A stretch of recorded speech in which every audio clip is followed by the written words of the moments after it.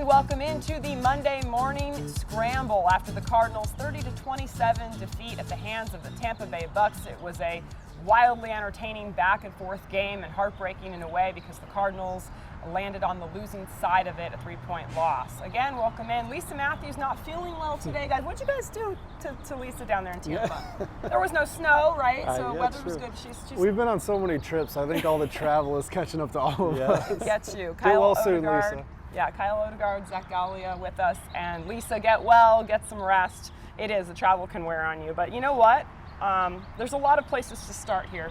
I want to start first with Veterans Day too, by the way, 11/11, November 11th on this Monday. Thank you to all our servicemen and women for your service.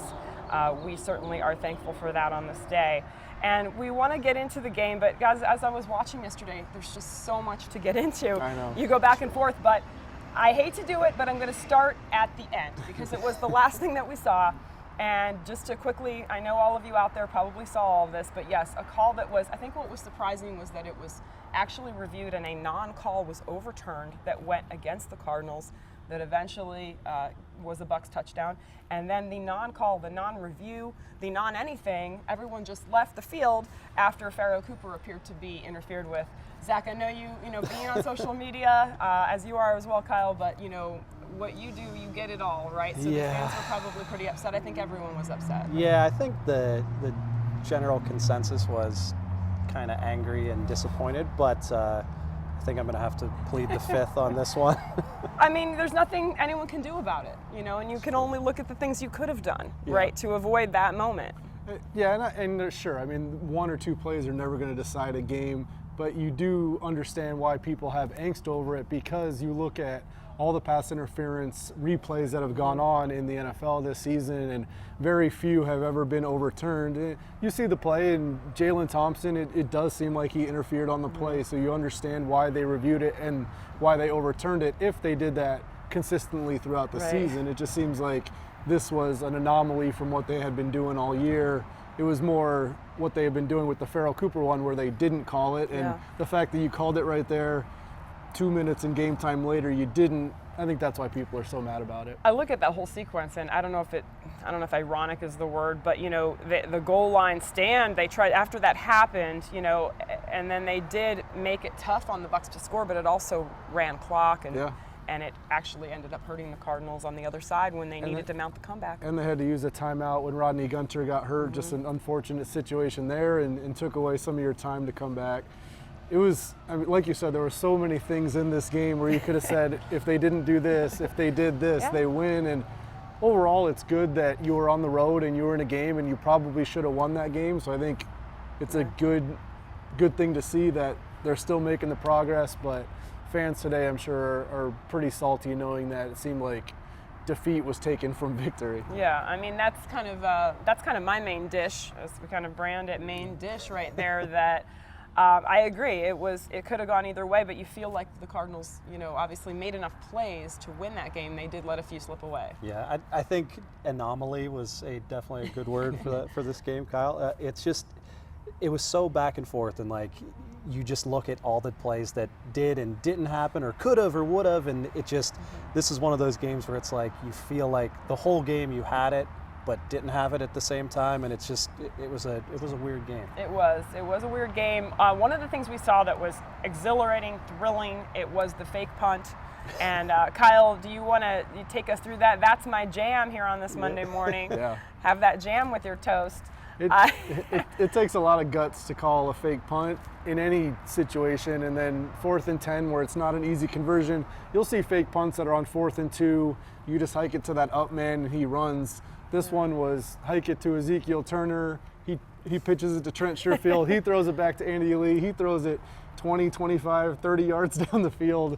A bunch involved in that play. Very gutsy call. And I think shout out to Jeff Rogers, probably was the architect of that play.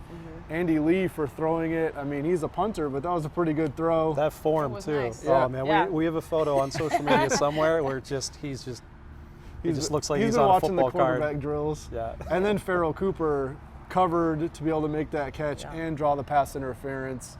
gutsy call and executed to perfection. Were you guys surprised that the Bucs had a couple defenders down there with Farrow?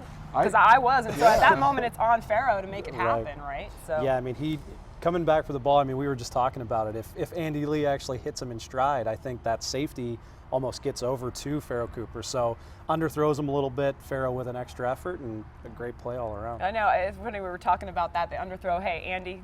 Good job. We're going to not expect back shoulder. a perfect throw. Back shoulder, he called it. I think that's how it was drawn up for sure. But I'm sure he's going to say he did it on purpose. Yeah. So again, like you said, Kyle, gutsy call there, 2 for 3 on 4th down in this game for the Cardinals. Oddly enough, only 1 for 10 on 3rd down conversions. But we knew this game. I feel like it wasn't a game to run the ball, and it certainly was the case because the Tampa front was one of the better fronts against the rush. That said, were you guys surprised that after the fumble, that David Johnson didn't play after that moment? Because that was a costly fumble, as was the interception by Kyler Murray. And then, of course, the drop touchdown by Max Williams. I know the sun was in his eyes. Those are 3 plays that you really look at and you just say, if any one of those doesn't happen, maybe the Cardinals win this game, right? Yeah, I think that's where the anomaly comes back in. It's just those coulda, woulda, shoulda kind of moments of the game where if one of those things happens, you're good. So those are always tough to swallow. It's clearly interesting that David Johnson, like you said, did not get back on the field after the fumble, and he didn't look super explosive earlier in the game. He's still coming off the ankle injury.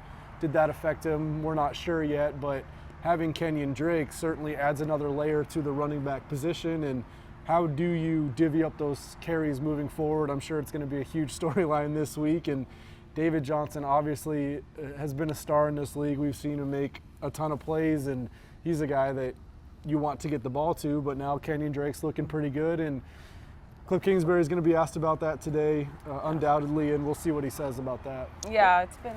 I was going to say, and the Bucs' run defense is nothing to laugh at either, like their air passing defense is not the greatest, as we saw, but their run defense is up there with some of the best in the league. So I mean, David coming back from an injury and kind of formulating the plan with Kenyon and David at the same time, I'm sure all that kind of has a little bit to do with it as well. I think we're going to go with our rise and shine players of the game, and if you guys don't mind, I'm going to go first because we haven't actually mentioned him yet. The man that scored every touchdown for the Cardinals, Christian Kirk, is my player of the game. And not only did he score the 3 touchdowns, as of course Zane Gonzalez had a couple of field goals, but they were unbelievable, including the one that was tipped. And his focus was, just laser focus on point to make that catch. And then the deep ball was a thing of beauty as well. And Christian Kirk just continues to shine. I believe Kyle in one of your stories called him a rising star. I think that's absolutely true. I think everyone can agree when you watch. And it just is the work ethic. When he came in, he said he wanted to be that guy here and, following in the footsteps of a Larry Fitzgerald. And I love that everyone raves about that work ethic with him. And it's really paying off. And then the talent is obviously there. So he's healthy now. He's back. Christian Kirk did everything he could to make this a Cardinal victory yesterday. Rise and shine, you want to go, Zach? Yeah. So I picked 2 players because I'm going to choose for Lisa today. I went with Buddha and Jordan Hicks. I thought, again, for the second game in a row, Buddha has just kind of been a step above everybody else, and every time there's a big play to be made, he seems to be the one coming in and breaking it up. So shout out to Buddha. He had, I forget what his stats are, 10 tackles, quarterback hit, 2 pass defense, fumble recovery, and then was a big part of Jordan Hicks' interception. Hicks, again, he's one of the top in the league in tackles, 9 tackles again, that interception, tackle for loss, pass defense. So both of those guys are kind of stepping up and doing their part each week. You guys have played very solid all season long, despite some defensive troubles for the Cardinals. Rise and shine for you, Kyle. I'm also going on defense. My guy, Chandler Jones, just been so consistent this season. 2 more sacks in this game, forced fumble. He's up to 11.5 sacks this season, which is tied for the NFL lead. He also leads the NFL in forced fumbles, and it's a very rare list of guys that have won both of those categories at the end of the season, and he's only a few games away from being in that mix. And he's a guy we talk about seemingly every week, and deservedly so, because he's always going after the quarterback. This was a game made for him. They take deep shots. The quarterback isn't very mobile, and Chandler showed why he's one of their best players. Yeah, we kind of thought that with Bruce Arians, that, you know, you're going to see, we saw it here with Carson Palmer, obviously, and at times, you know, it's high risk, high reward, and the quarterback has to step in there, and he did take some abuse from Chandler Jones, no question. You know, when you look at it, though, it's interesting. You guys pick defensive players, and there are guys that are really stepping up and shining for this team, and yet I feel like you look at this game, they scored 27 points. The third downs, once again, 7 of 15, the Bucs were, and just, you know, some of the screenplays, some of the things we've continued to see. There was the touchdown to Howard. It looked like Byron Murphy, you know, maybe it was miscommunication, or what did you see on that? And what have you seen from some of this where they just can't kind of stop that ball from rolling of the opponent on third downs? Yeah, I think a lot of it is the pass defense issues, and when you look at the end of the game, Patrick Peterson hurt his calf fourth quarter, and at that point you're looking at Byron Murphy, Chris Jones, and Kevin Peterson as your cornerbacks, three guys with not very much experience in the NFL. So and I'm not sure if there are any communication issues on the last drive or not, but they clearly moved down the field easily, and that sort of stuff. When you don't have elite talent, you have to always be on the same page, and you're right, there have been too many instances of miscommunications this year. They want to get that ironed out, and now we wait to see exactly what the status of Patrick Peterson is. They didn't have him for the first 6 games, and obviously that was a big loss, and now you just hope that it's not a serious injury for him, because he's a guy that never gets hurt. Right, and I think at first we thought it was just a cramp, and look, he took a lot of responsibility last week, saying that he needed to do things differently, be better, and yet if he's out, you know, that's really going to hurt this team, because it wasn't just a cramp, it seems to be a calf injury. So. Yeah, and I mean, and that also brings to light what's going on with Tremaine Brock as well, because if you're down P2 and Brock, then you're into some uncharted territory. So I still think, you know, missing Patrick for the first 6 games and him coming back and kind of getting back into the defense and now being out and Brock's out, and it's just, I think we're looking for more of that consistency, you know, with even with the offensive line. You know, for example, starting the year, lose Marcus Gilbert, you lose another right tackle. It's taken a little bit of time to kind of gel as a unit, and I think, you know, once we get the entire defense back on the field together, it's gonna start to kind of come together. All right, so let's bring home the bacon. Some final thoughts on this one. The victory was just so close. I know you're going to talk about Kyler Murray a little bit, which I think is important. We haven't talked about him yet, and it was another pretty amazing game by this young man. Yeah, I mean, bear with me, I'm going to read off these stats. But so Kyler and Christian Kirk are the first teammates under the age of 23 to connect for 3 touchdowns in a game since basically today in 1962, when Fran Tarkenton and Charlie Ferguson did it. It's a great nugget. Kind of crazy that it's. I always want to get Fran Tarkenton in the show. Anytime I can, for sure. He set the rookie record for most pass attempts without an interception, which was later on ended. He set the new Cardinals rookie record for passing yards for a quarterback, and he also joined some elite company with Deshaun Watson, Cam Newton, Dante Culpepper as the only QBs in NFL history with at least 2,500 passing yards, 250 rushing yards in their first 10 career starts. So you see the growth, you see the development, you see him kind of continue to take that next step, and here's some nice numbers to kind of back that up. Love it, love it. Our research department, Zach is on it. But no, it really does illustrate. And you know what? He made some great throws yesterday again, and he just continues to. He's really hard on himself. You know, after the game, I have a tough time listening to him because I can see how hard he takes it. And I appreciate that, though, because he has a very high standard for himself.